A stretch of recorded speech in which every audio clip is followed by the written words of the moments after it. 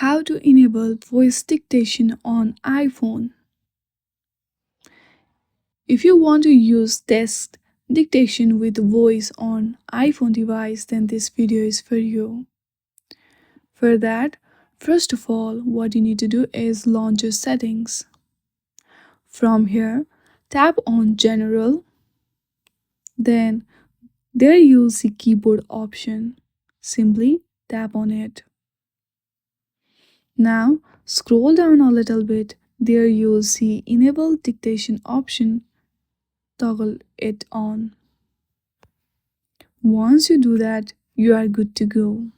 Now you can simply go through the message and hit on the voice icon, which you can see just right of text message. Simply tap on it and record your voice and it will be changed to text. And you can send it to the user.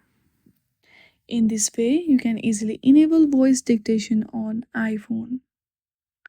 I hope you like this video. If you like this video, then please do not forget to like and subscribe to our channel. Thank you for watching.